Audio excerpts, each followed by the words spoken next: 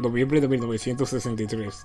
El Dr. Samuel Loomis, psiquiatra del Hospital Warren Smith Grove Cemetery en Illinois, centro de atención y estudio mental para personas que, debido a su comportamiento, representan un peligro mortal para la sociedad, recibe la indicación de tomar bajo su cuidado a un nuevo paciente que responde al nombre de Michael Myers.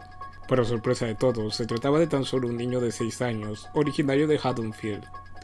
El expediente detalla por causa el asesinato de su hermana mayor, Judith, de 16 años, a quien apuñala en múltiples ocasiones durante la noche del 31 de octubre, siendo descubierto por sus padres que recién arribaban al domicilio y lo encuentran a las afueras del mismo, vestido con su disfraz de payaso propio de la festividad, el cual presentaba manchas de sangre, al igual que el cuchillo de tamaño grande que portaba en una de sus manos. En razón de la ausencia de sus padres, Michael y su hermana menor Cynthia, de 2 años, se encontraban bajo el cuidado de su abuela Doris Blankenship para celebrar las tradiciones de la fecha. Durante los primeros 6 meses, Loomis tuvo el cargo de realizar terapias diarias con duración de 4 horas con el paciente, tiempo que destinó para intentar conocer los motivos que le impulsaron a realizar tal atrocidad. Sin embargo, ante el silencio de Myers y su notable falta de emociones, el Dr. Loomis comienza a convencerse de nunca obtener algún tipo de respuesta. De tal modo transcurrieron 8 años de tratamiento y atención psiquiátrica, hasta que, finalmente, en una de sus bitácoras concluye ser conocedor de su verdadera naturaleza, describiéndolo como un ser de maldad pura, inhumanamente paciente y carente de todo entendimiento, razón y sentido de la vida y la muerte, del bien y del mal, que lo hace remotamente humano. Confesando, destinará el resto de su existencia a mantenerlo bajo resguardo, asegurando ser el mayor peligro al que se pudiera enfrentar. A pesar de los dictámenes del Dr. Loomis, se estableció el 19 de octubre de 1978, cumpliendo Myers los 21 años, se le deberá presentar en la corte para el juicio que determinará su libertad o mayor confinamiento, siendo aprobada la fecha de prueba a partir de la tercera semana de noviembre. Con el fin de apoyar en el traslado de Michael Myers a su condado de origen para su juicio, el Dr. Loomis y su asistente médica y amiga, la enfermera Marion Chambers, se dirigen al sanatorio fuera del horario habitual, el lunes 30 de octubre por la noche. Al arribar se percatan de diversos pacientes deambulando a las afueras de las instalaciones. Tras descender del vehículo en el que viajaban, el Dr. Loomis se dirige a la puerta principal para establecer contacto vía telefónica con el personal, momento que aprovecha Myers para atacar a la enfermera Chambers, misma quien logra salir ilesa al bajar del auto. Una vez con la posesión del vehículo, Michael Myers se dirige rumbo a Haddonfield, suceso que daría origen al Halloween más siniestro que haya existido. Consciente del peligro que representa Myers y sospechando sus intenciones, el Dr. Loomis se detiene en su camino a Haddonfield para advertir a las autoridades de dicho pueblo sobre el terrible peligro que corren, mismo del cual se convence al una vez en él visitar el cementerio y, con ayuda del guardia Taylor, descubrir que la tumba de Judith Myers ha sido profanada. Motivo suficiente para recurrir al sheriff Leigh Brackett, el cual atiende las advertencias del doctor, haciendo un despliegue de elementos para su localización y arresto lo más pronto posible para evitar cualquier desgracia.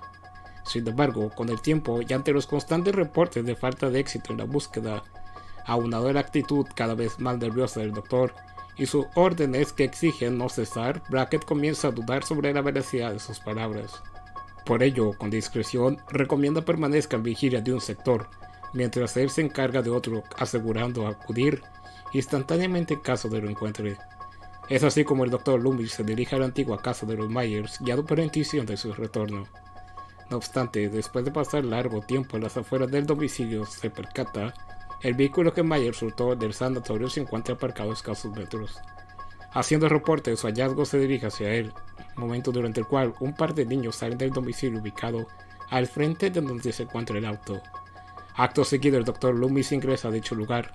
Tras combatir con Myers, Loomis logra salvar la vida de una joven llamada Laurie Strode, misma quien le confiesa ha visto lo que denomina como el hombre del saco en varias ocasiones durante ese día.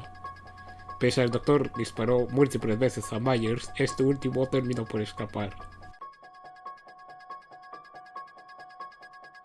Una vez que se han descubierto la serie de homicidios efectuados por Myers, entre cuyas víctimas se encuentra Annie Brackett, hija del sheriff, los esfuerzos por su arresto se intensifican, desplegando la mayor cantidad de operativos posibles, pidiendo el apoyo de la ciudadanía en mantenerse resguardada, y en caso de ver a un sujeto con la descripción detallada o sufrir cualquier tipo de atentado, comunicarse directamente a las líneas de emergencia.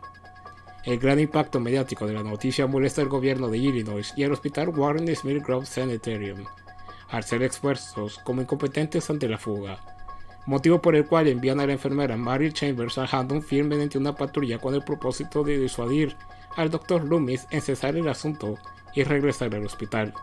De lo contrario, se verán en la necesidad de imponerle sanciones severas. Loomis accede por las palabras de Chambers, quien asegura se enviará más personal policial para su detención. Sin embargo, al poco tiempo de iniciado el camino de regreso se arrepiente y confiesa las verdaderas razones de su regreso: la molestia del gobierno y el hospital. Aunado a ello, valorando su amistad y reconociendo solo él es capaz de conocer las atrocidades que Myers puede hacer, le confiesa haber escuchado parte de una conversación relacionada con un expediente confidencial sobre este, en el que se detalla su único familiar vivo es una hermana menor, Cynthia, quien fue adoptada por una familia bajo otro nombre. Al escuchar la confesión de Chambers y recordar las palabras de Lowry, el Dr. Loomis amenaza al oficial de la patrulla, ordenando regresar a Haddonfield y dirigirse al hospital, donde Lowry Strode es atendida tras su rescate. En camino hacia su hermana, Michael Myers cobra más vidas.